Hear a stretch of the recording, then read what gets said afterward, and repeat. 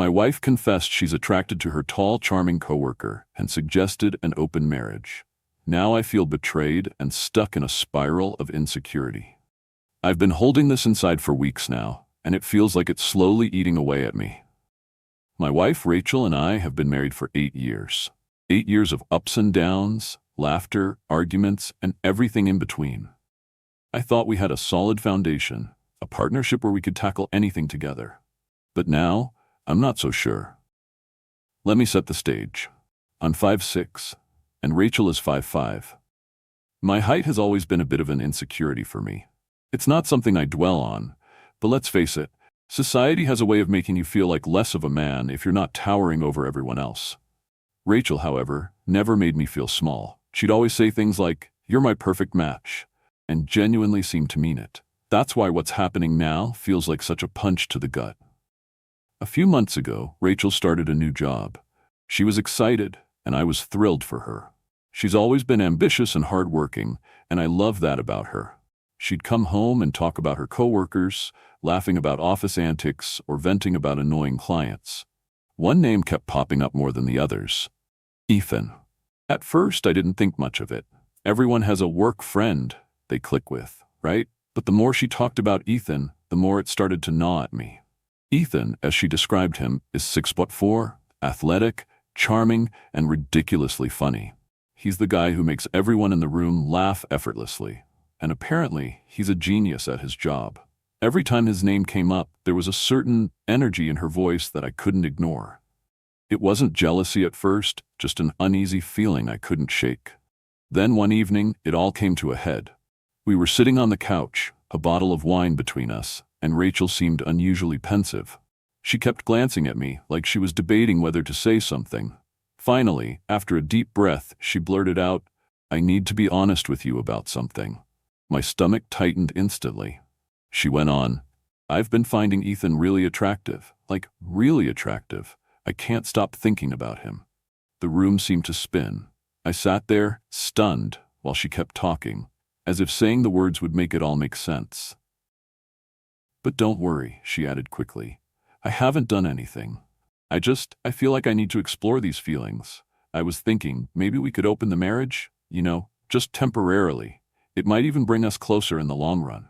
I couldn't believe what I was hearing. "Open the marriage?" I repeated, hoping I'd misunderstood. "You're saying you want to be with him?" "No, not be with him," she said, as if that clarified anything. "I just want to explore these feelings without any guilt. It's not about replacing you. It's about me growing as a person. You'd have the same freedom too, of course." Freedom? Is that what this was supposed to feel like? Because all I felt was betrayal. I told her point blank that I wasn't comfortable with the idea. I reminded her that this wasn't what I signed up for when we got married. She shot back with, "You're being insecure. You're letting your height complex get in the way. This isn't about you. It's about me discovering my authentic self." Her words hit me like a freight train. My height? That's what this was about? It felt like every insecurity I'd ever had was suddenly dragged into the spotlight. She accused me of being close-minded, of holding her back, of not being supportive of her personal growth. Meanwhile, all I could think was, how did we even get here? The days since that conversation have been tense, to put it lightly. Rachel hasn't mentioned Ethan again, but the damage is done. Every time she's on her phone, every time she works late, my mind goes to dark places. Is she texting him? Are they meeting for drinks? Even if she's not, how am I supposed to feel knowing she wants to? The thing that haunts me the most is the sheer casualness with which she suggested it. Like it wasn't a big deal. Like the life we built together, the vows we made, could be put on hold for her to explore. I've been losing sleep over it, replaying that night in my head over and over. Am I supposed to just pretend everything's fine? Am I crazy for thinking this is a betrayal, even if nothing physical has happened yet? I don't know what to do. I love Rachel. I don't want to lose her. But I also can't imagine living in a marriage where I feel like I'm constantly competing with someone else, someone I can never measure up to. Ethan is everything I'm not, and the fact that Rachel sees that so clearly now makes me wonder if I've ever truly been enough for her. So here I am, stuck in this spiral of doubt, hurt, and confusion. Am I being unreasonable, or is this as insane as it feels? Second story, my deadbeat dad's wife and daughter won't stop harassing me to reunite after 19 years of silence. Now they're blaming my mom for everything. You never realize how much someone's absence can define your life until they try to force their way back into it. For me, it all started when I was just a baby, barely old enough to form memories, let alone understand the concept of abandonment. My so-called dad walked out on my mom and me without so much as a glance back. No child support, no visits, no attempts to stay in my life. Just a clean break. It's like he vanished into thin air. Growing up, I had so many questions about him. What did he look like? Did we share the same smile? Did he ever think about me? My mom, bless her, was always kind about him, too kind in hindsight. She never badmouthed him, even when I pushed for answers. She'd just change the subject or say something neutral like, sometimes people aren't ready for the responsibility of being a parent. It wasn't until I turned 18 that she finally decided I deserved to know the whole truth. That's when she sat me down with a thick file. Inside were court documents detailing 6 years of her fighting tooth and nail to get him to pay child support. 6 years of hearings he never bothered to attend. 6 years of dodging legal responsibilities, and 6 years of my mom juggling bills to make sure I had food, clothes, and a roof over my head. The file painted a picture of a man who didn't just fail as a father, he actively avoided being one. After a while, my mom gave up the court battle. It wasn't worth the financial and emotional toll when she needed every ounce of strength just to keep us afloat. To me, he was the textbook definition of a deadbeat, and as far as I was concerned, he didn't deserve a place in my life. I had no interest in seeking him out, no desire to know what kind of person he'd become. But apparently he and his new family had other plans. It all started with a random Facebook friend request. It came from a woman I didn't recognize, and we had no mutual friends, so I ignored it. A day later, the request came again. Feeling curious, and admittedly a little weirded out, I accepted. That's when the messages began. She introduced herself as my father's wife. She said she wanted to reach out because, now that I was an adult, I had the right to know my family. My father, she claimed, was eager to reconnect. She made it sound like some heartwarming reunion story waiting to happen. I wasn't buying it.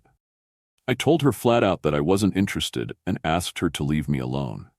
I unfriended her, blocked her account, and thought that was the end of it. But then came another friend request, this time from a girl claiming to be my half-sister.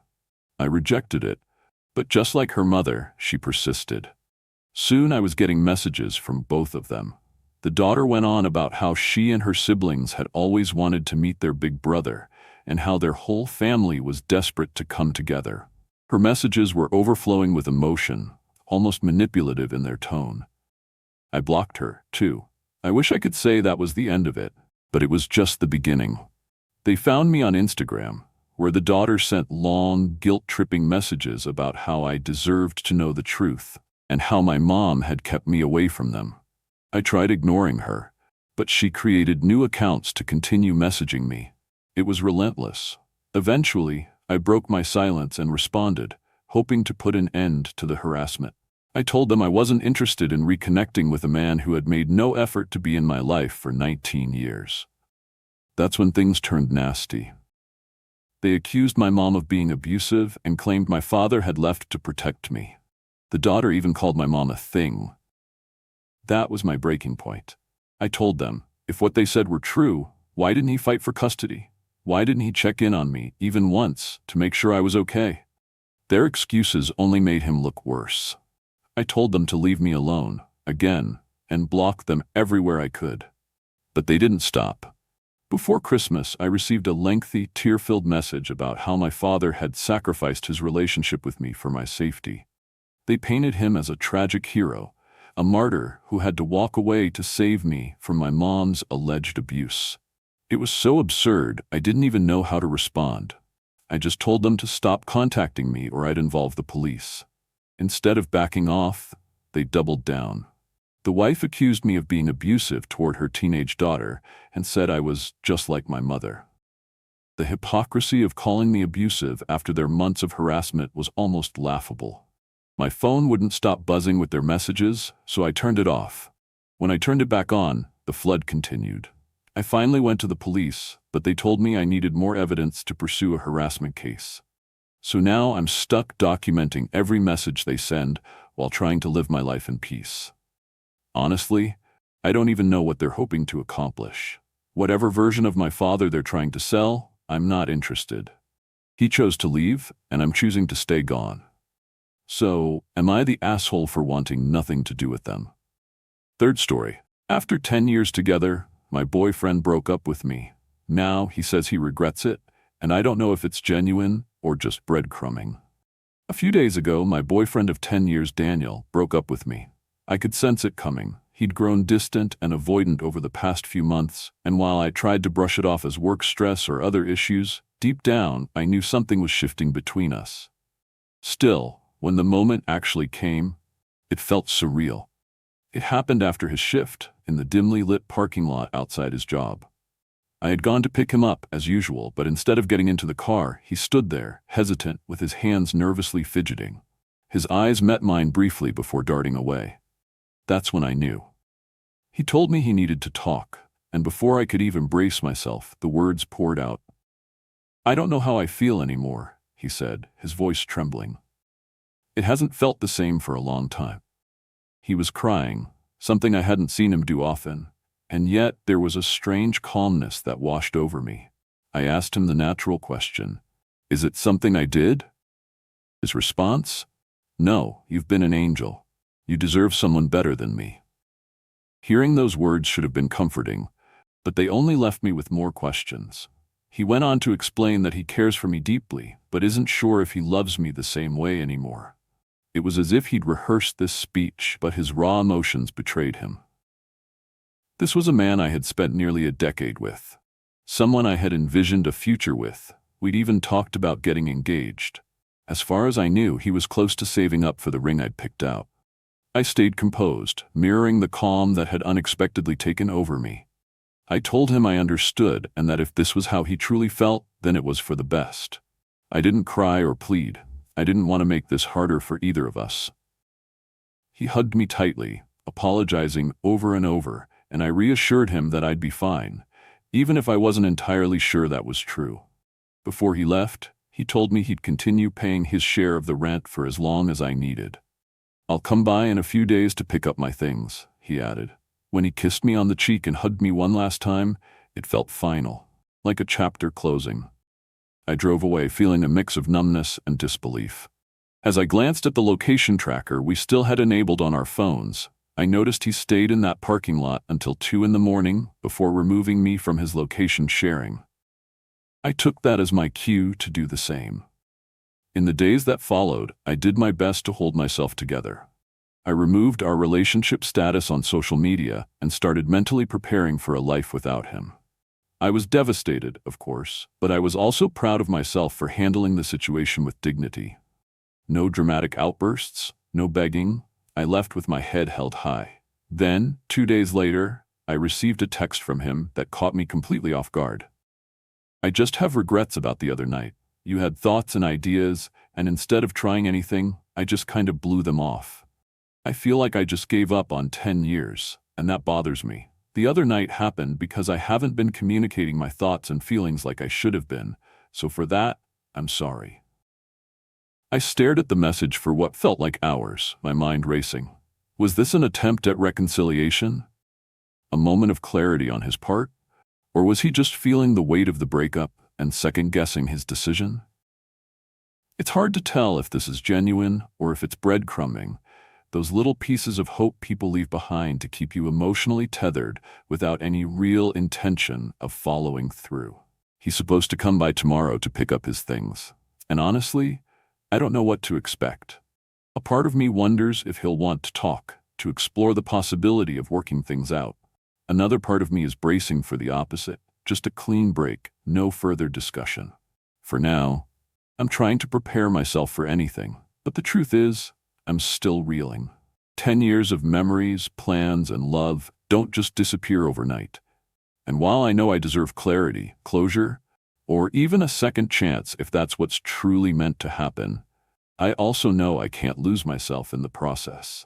So tomorrow, when he comes to collect his things, I'll be ready to face whatever happens. Whether it's the start of a new chapter together or the final page of our story, I'll handle it with the same strength I've shown so far. At least, that's what I keep telling myself.